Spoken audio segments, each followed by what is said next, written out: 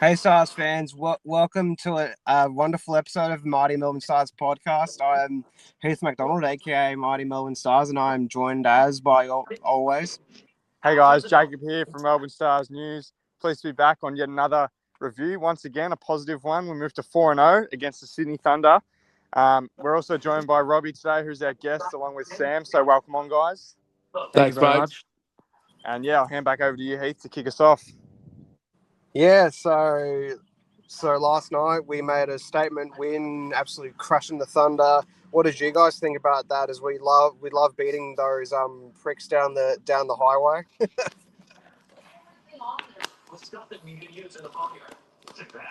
Sam, you take us away. That was no words can describe how amazing a performance that was. Okay, first two overs, not great, but we had plenty of chances. Obviously, a few of them they're all very unlucky chances that we had with the run out on the first delivery and then the drop catch from old mate Harps and Ralphie with a spectacular effort with a caught and bowl, but he knew himself he wasn't sure. But from then onwards, everyone stepped up. You know, it was the next man mentality. It was great to see old mate Mitchy boy um, step up, finally get his first wicket for the club, which was great to see. It was just an amazing performance all round. Like that was better than what we had all predicted prior to the game, honestly. Like, we're way off by like 60, 70 runs, to be honest. Yeah, no, it was definitely pleasing to kind of have that comeback. The Thunder started pretty well in that power play. As Sam mentioned, we dropped a few catches, a few sloppy mistakes in the field, and they got off to a decent start. We were able to just break through that partnership, which has been crucial, and it's something we've been able to do in the past few games now. Teams start to get on a roll, and we just shut them down really quickly, and that's led to the low totals. Once again, that was the lowest total of our season so far. 128, I think they made in the end, and they were all out, and that's the second game Yeah. in a row where we've bowled a team out completely before the 20 over mark. So that's pretty pleasing. So that's kind of what I make of it as the main highlight would just be, our bowling performance. What did you think, Robbie? Yeah, I thought, as you guys have both said, it was a pretty rocky first couple of overs, but I think once we picked it up in the field, the whole game eventually was summed up by, I think, one shot, which made me pretty happy with Maxi hitting it on the roof. So I think that was well, obviously the best moment of the night, but I think I was happy when Sweps got his first wicket, and I was just throughout the entire game after the power play, it was just pretty much easy pickings from there for us. Absolutely. That's very good.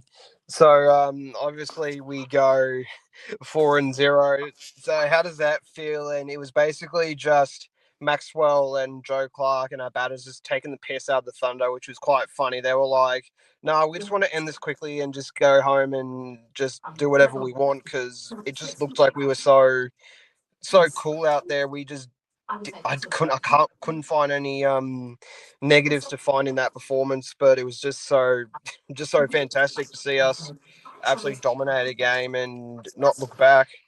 I think it's incredible, honestly, with your lads. But I don't know about you guys, but I've said this already.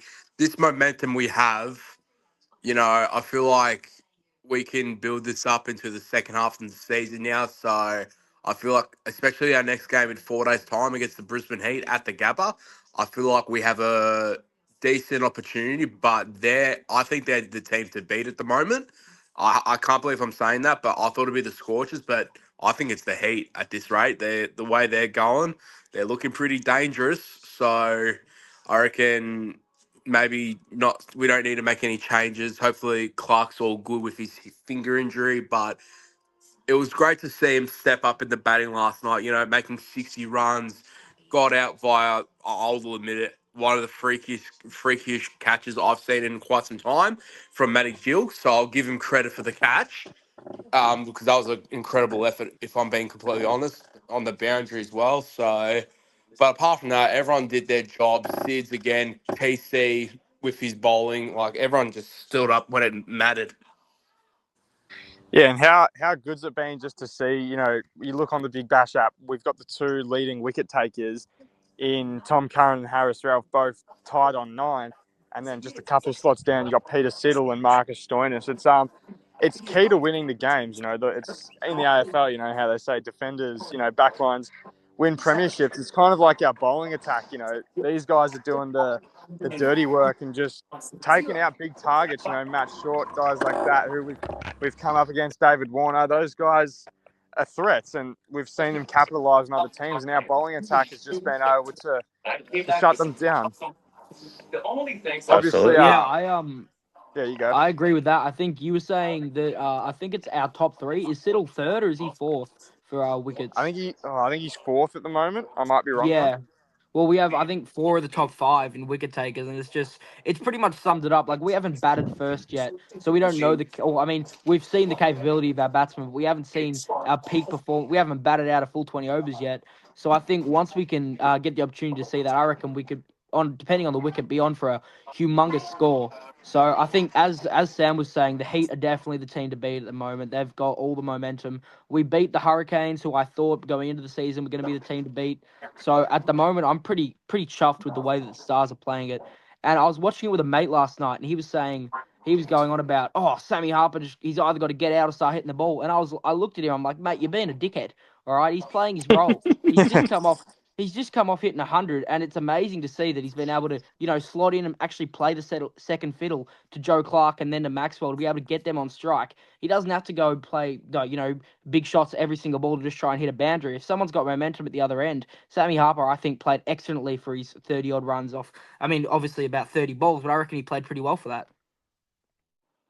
Yeah, no, I definitely agree. I think Harper's been key to our opening partnerships, and all the top order guys have. You look at he's only batted 3 out of the 4 games, and 55, 110, and then like 30 not out. So that's pretty impressive. And he's second in the leading run scorers.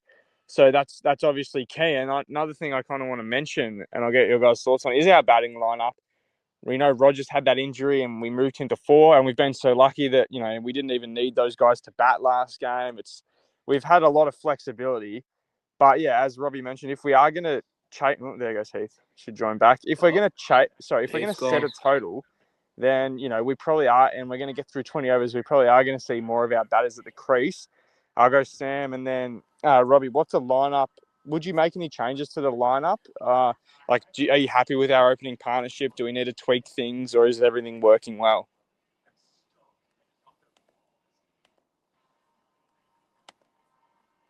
You there, Sam?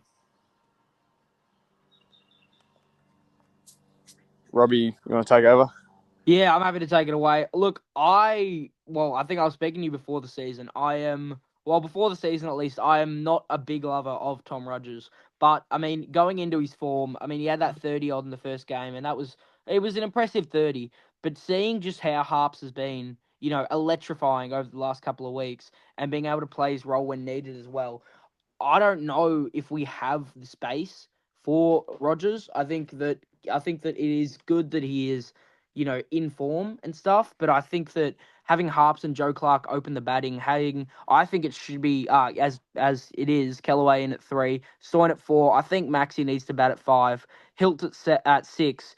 I just don't know if we need Rogers in the team.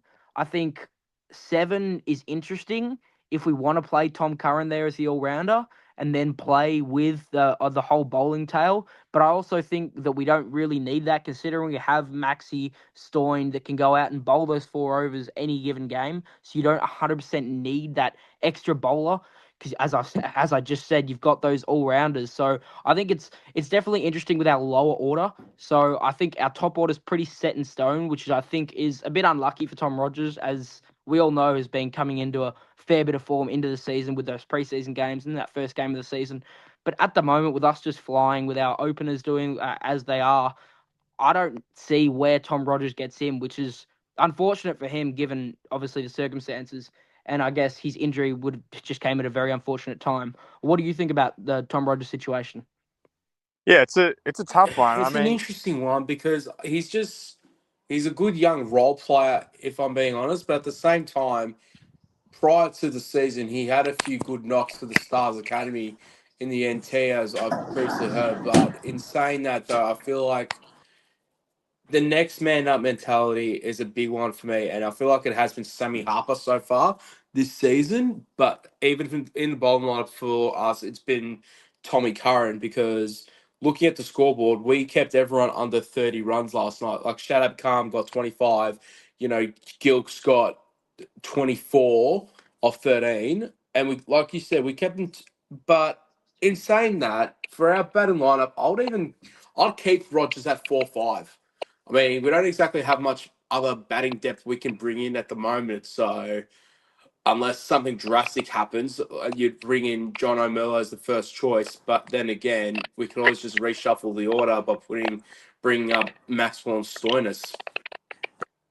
Yeah, exactly. And I think it was a topic of conversation leading into the season, our batting depth and being very, very limited. And it's true. I mean, outside of our playing 11, we don't have a full-time batter. As Sam mentioned, John Merlo was the next man up just because of his, batting capabilities, which obviously people aren't very pleased with, but that's another story. But yeah, Rogers, look, I'd leave him in the lineup and just not have him opening, have him at 4 or 5, as Sam mentioned. And it depends on the situation of the game. And perfect example is like last night. If Maxwell, has been sitting in the sheds and we haven't lost a wicket, and we've been going for 10 overs, then maybe you do just pull the trigger and send Maxwell, Stoinis, Cartwright in. It doesn't necessarily have to follow the exact 11 of Callaway, then Rogers and Stoinis. It just depends on the circumstances of the game. If we need runs quickly, if we're looking to take the power surge, all those kind of factors. So right now, I'd be leaving Rogers in the lineup. I mean, he has been in good form, but once again, it's hard to judge off one game. But yeah, it's just next man up, as you guys mentioned before, and I think that's shown, and it's what a lot of player interviews. There was one with Sam Harper the other day, and then one with Mitch Swepson just a couple of hours ago. They've just been saying the even contributions from the squad have been huge, and it's been the key to success. Last game Sam Harper stood up, he made 110. Last night it was Joe Clark with the bat. We've seen Cartwright come in and get the job done for us. Stoinis has been in great form. Maxwell got his chance last night. Rogers has been promising in that first game. It's just everyone playing their role, and the exact same with the bowlers, which we've already mentioned.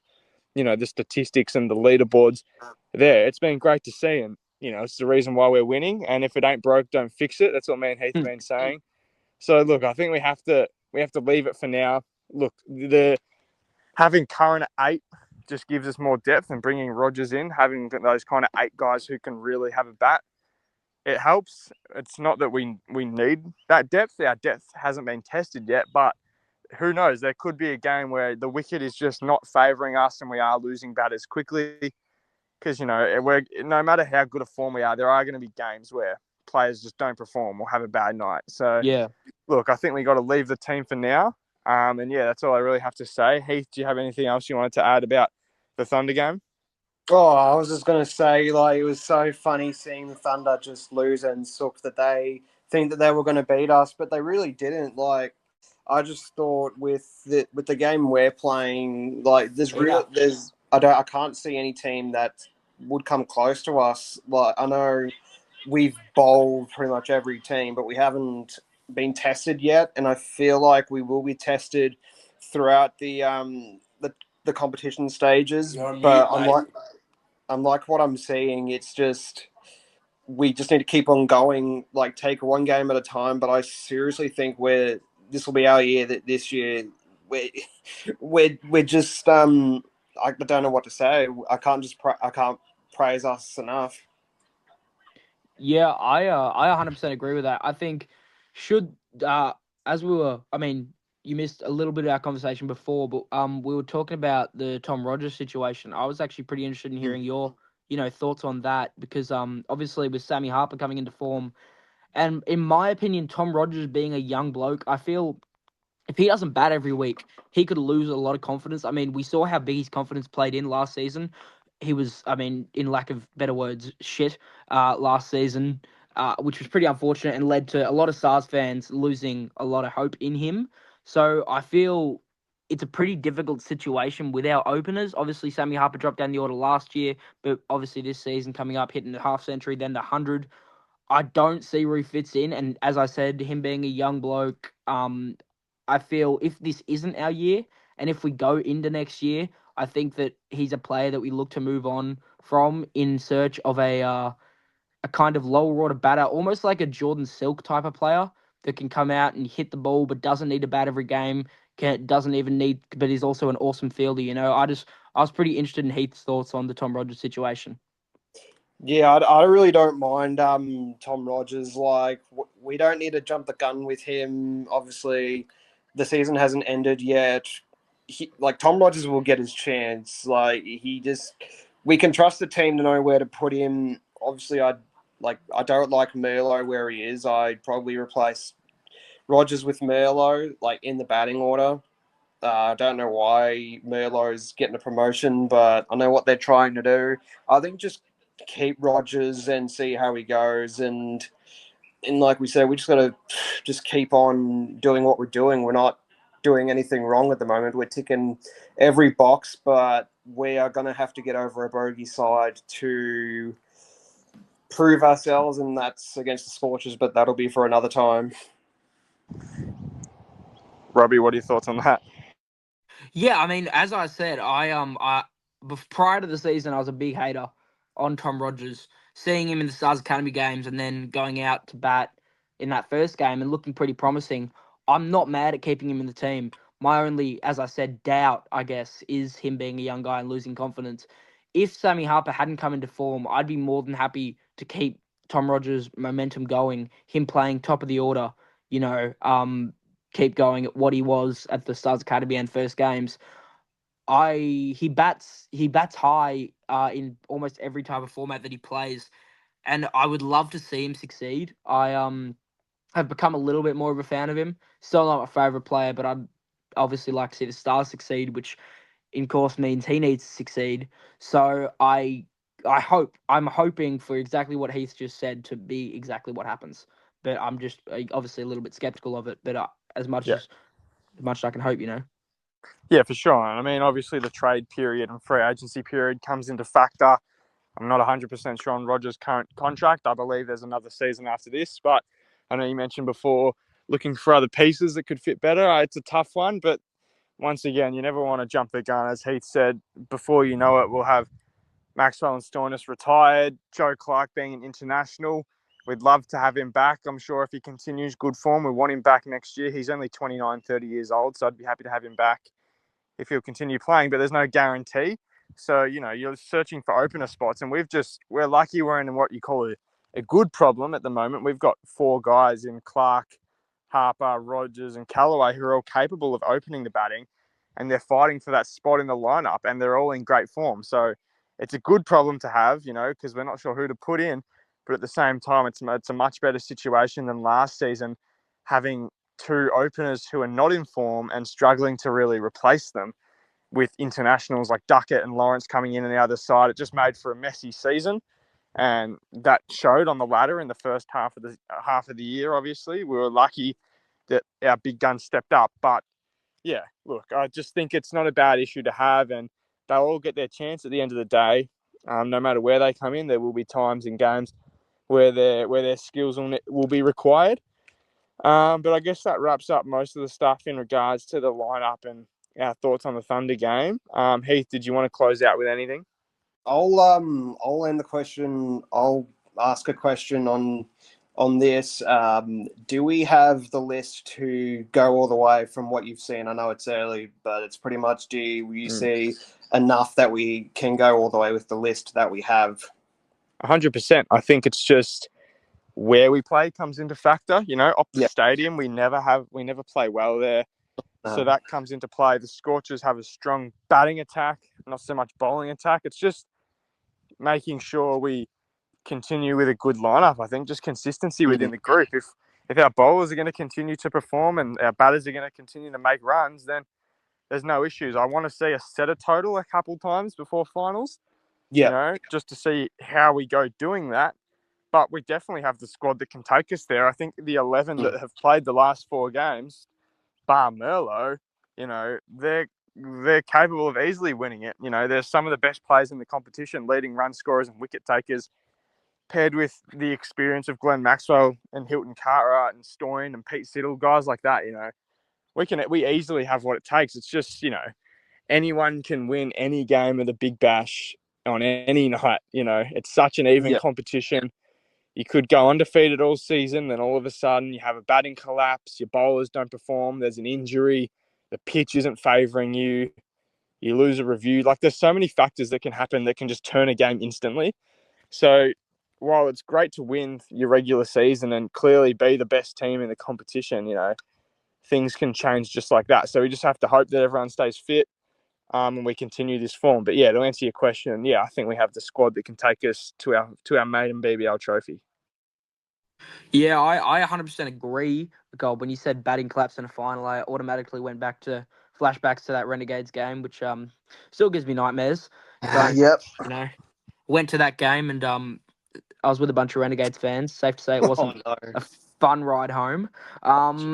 So yeah, but I think our squad, well, the 11 is good enough to take it all the way. If we get an injury, though, I think we might be cooked. Because with John O'Merlo being a backup batsman, he's just not Big Bash quality. I think maybe our backup batsman needs to be the young gun, Arya Sharma, but I don't even think he's ready.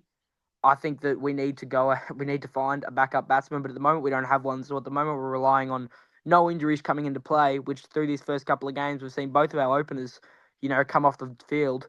So praying on no injuries. In an ideal world, I think, yeah, we have the squad to go all the way. Yeah, and just to mention that, you know, if injuries do occur, there is the option to sign replacement players who are available. I know I've been posting kind of mid-game updates, Tom Rogers with the injury, Joe Clark with the injury, and immediately I've just been getting messages to me like, Darcy Short, sign Short, sign Short. It's like he's kind of the one everyone's been thinking about as an injury replacement. I've been saying that to you the Yeah. entire season. Yeah. There's obviously options outside of our squad. It's annoying and it's a process and it's something management will have to sort out. But yeah, I mean, if it comes to that, there's other options than John Merlo, but we just, hope that no one gets injured. We've kind of made it through our busy part of the season. We played 3 games in 1 week. So I feel like if an injury was going to happen, it would have happened then. We now have like 6 days to recover and reset and we should be all good. But Heath, do you want to wrap us up? Yeah, no, definitely. Thank you, Robbie, for coming on. I appreciate it.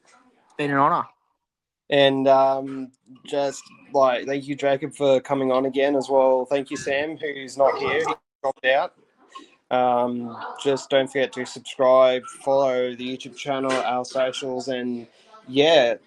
And this has been a great episode of the Mighty Melbourne Stars podcast, which has been fantastic. Yeah, thank you very much, Heath. Thank you, Robbie. And yeah, thank you all for listening and go Stars. Go Stars. Thank you both, boys. Thank you very much. Go Stars. What you doing?